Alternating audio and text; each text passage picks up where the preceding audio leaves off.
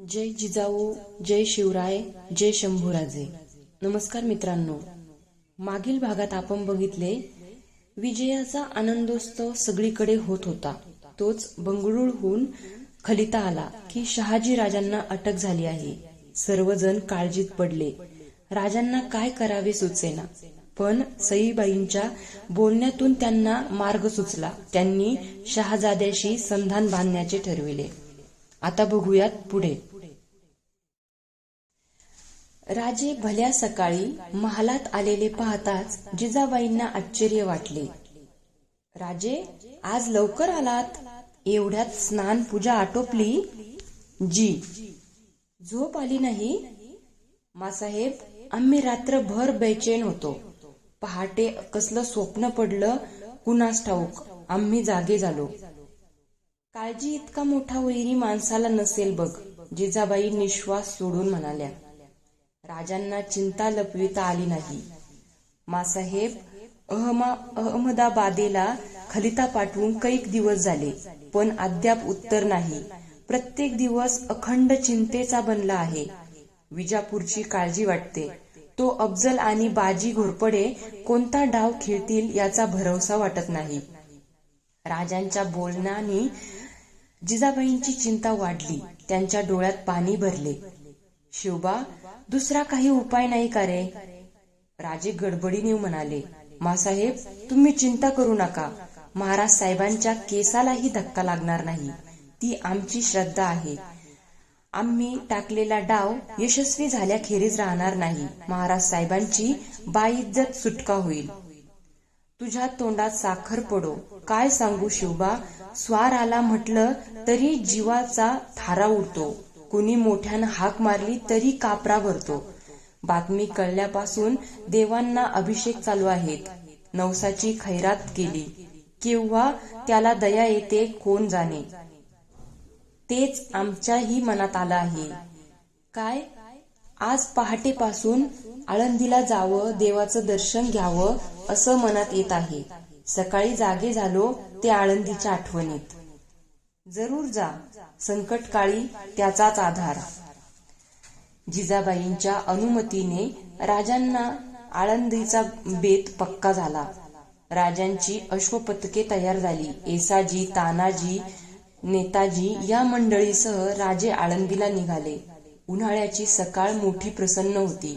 लहान मोठ्या टेकड्या ओलांडीत राजांचे पथक भरधाव जात होते. राजे इंद्रायणीजवळ पोहोचले तेव्हा सूर्य वर चढला होता. उन्हाळ्याच्या दिवसामुळे इंद्रायणीचे पात्र क्षीण बनले होते. सारे खडक उघडे पडले दिसत होते. ज्ञानेश्वरांच्या कळसाचे दर्शन होताच राजांनी हात जोडले. नदी पार करून राजे गावात शिरले. टापांच्या आवाजाने भयभीत झालेले नागरिक राजांना पाहताच आनंदाने पुढे येत होते. मुजरे करीत होते. मंदिरासमोर राजे पायउतार झाले. मंदिराबाहेर राजांची अश्वदळाची 100-125 घोडी उभी राहिली होती. राजे आपल्या निवडक सहकार्यांसह मंदिराच्या पायऱ्या चढू लागले. महाद्वाराच्या उंबरठ्याला स्पर्श करून राजे आतल्या चौकात आले. चारी बाजूंनी प्रशस्त ओवऱ्यांनी सजलेला तो चौक होता. उजव्या हाती पिंपळ पार उभा होता. समोर ज्ञानदेवाचे मंदिर होते. राजांनी मंदिरात प्रवेश केला. पुजाऱ्याने पुढे केलेल्या तबकातील हार ज्ञानदेवांना अर्पण केला. अत्यंत नम्र भावाने राजांनी देवापुढे मस्तक ठेवले. राजे समाधानाने म्हणाले, आम्ही जेव्हा बेचैन बनतो तेव्हा इथं येतो. इथं आलं की समाधान वाटतं, मन शांत होतं. आम्हाला ही जागा फार आवडते. पुजाऱ्याने आणलेल्या तबकात राजांनी मोहरांची थैली रिकामी केली. देवदर्शन घेऊन राजे माघारी वळले. तोच महाद्वारातून येणारा माणसाचा लोंढा नजरेत आला. त्यातून येसाजी गडबडीत पुढे येत होता. येसाजी राजांच्या जवळ आला. मुजरा करून त्याने सांगितले, तुकोबाराय येतायत. आज खरोखरीच भाग्याचा दिवस म्हणत राजे गाभाऱ्यासमोरून बाजूला सरले. एका बाजूला उभे राहून राजे अतृप्त नजरेने पाहत होते. टाळ मृदुंगाच्या साथीवर भजनाचा आवाज कानावर येत होता.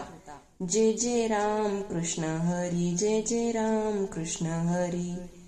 सागराच्या लाटा हेलकाव्यात तशी मागे पुढे सरकणारी दिंडी राजांच्या नजरेत आली. दिंडी समोर चिपळ्या उंचावून तुकाराम महाराज नाचत होते. नेत्र मिटले होते. कपाळी बुक्क्याची निशाणी उमटली होती.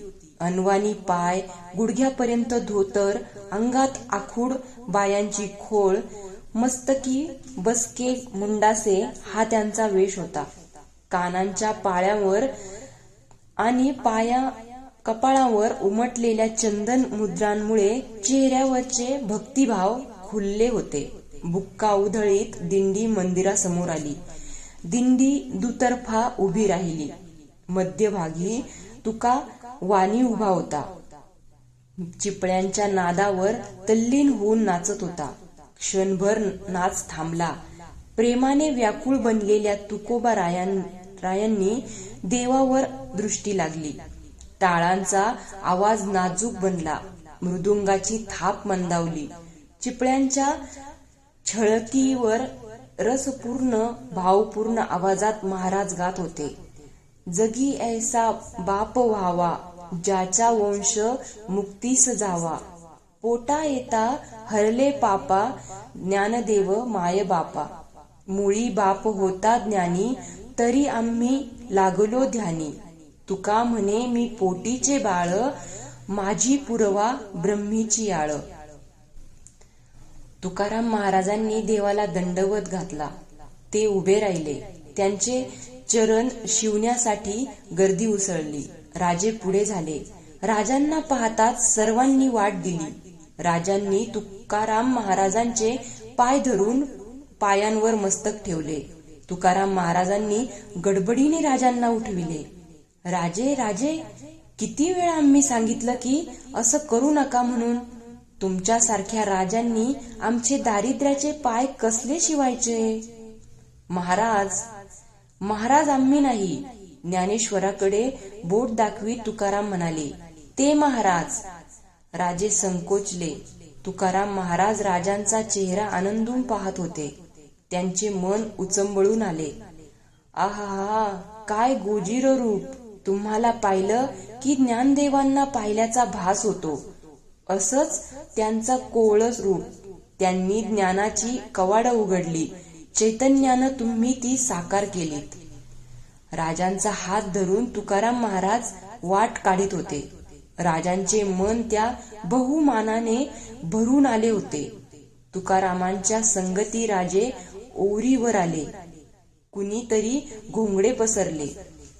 महाराजांनी राजांना बळेच शेजारी बसवून घेतले. राजांना क्षेमकुशल विचारले.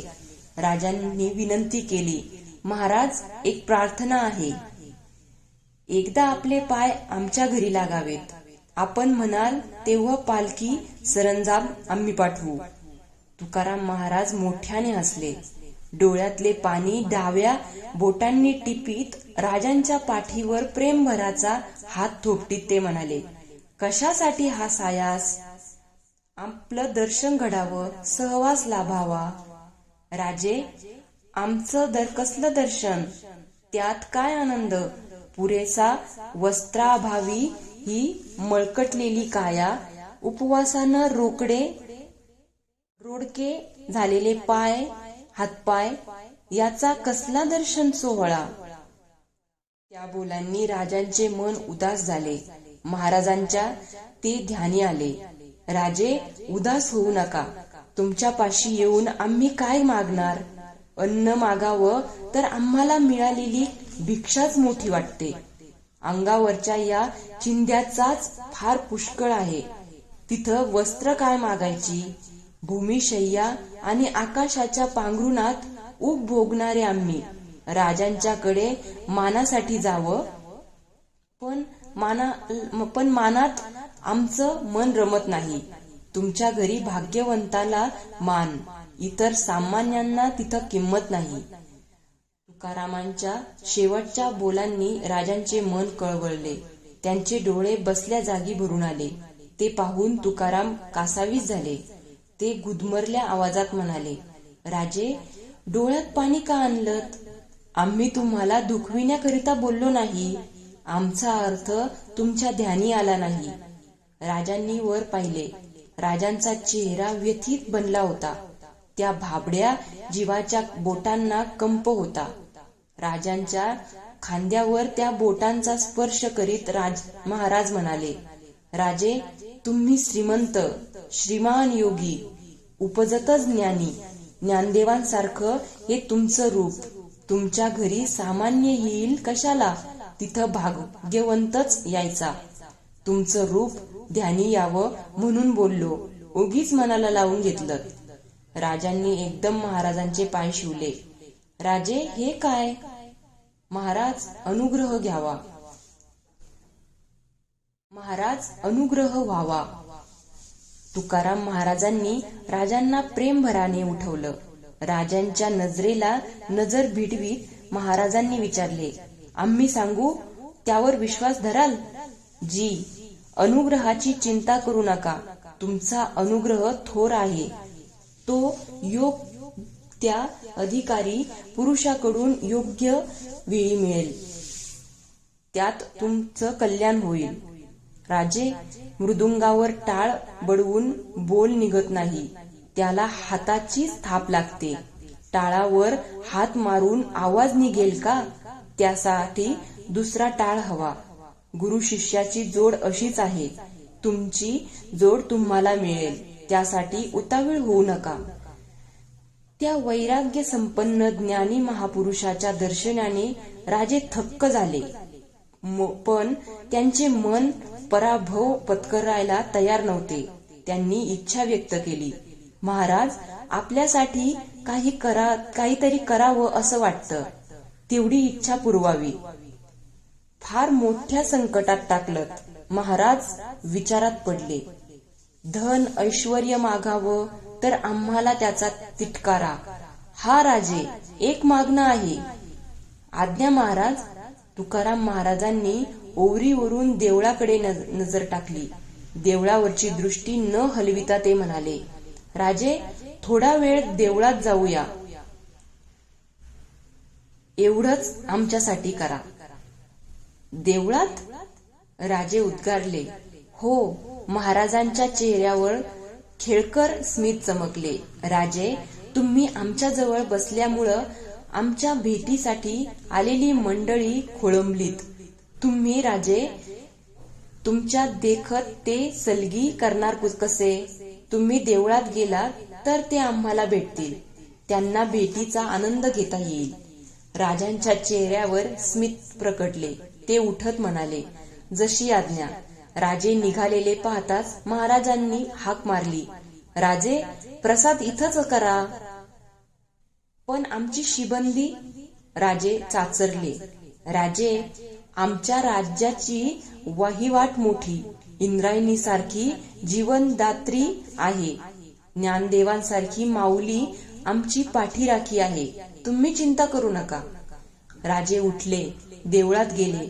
देवळातून राजे पाहत होते. तुकाराम महाराजांच्या ओरीभोवती गर्दी उसळली होती. काही वेळाने गर्दी कमी झाली. राजे तुकाराम महाराजांच्या प्रसादाला आहेत हे वृत्त साऱ्या आळंदीत पसरले. एका ओरीवर घराघरातून आलेल्या भाजी भाकरीच्या चवडी लागल्या होत्या. राजे ओरीवर गेले तेव्हा तुकाराम महाराज म्हणाले, राजे, पहा, शेकडो हातांनी जपणारी ही उदंड माऊली. राजांच्या हातावर भाकर भाजी ठेवण्यात आली. सारे कौतुकाने पाहत होते. राजे अत्यंत चवीने सर्वांसह प्रसाद भक्षण करीत होते. 2 प्रहर टळली तेव्हा राजांनी महाराजांचा निरोप घेतला. राजांना प्रेमभराने उराशी कवटाळीत महाराजांनी आशीर्वाद दिला. राजे, भवानी सदैव तुमच्या पाठीशी आहे. कसली चिंता करू नका. सारं ठीक होईल.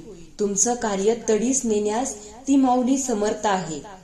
सायंकाळच्या वेळी राजे मोठ्या समाधानाने पुण्याला येत होते.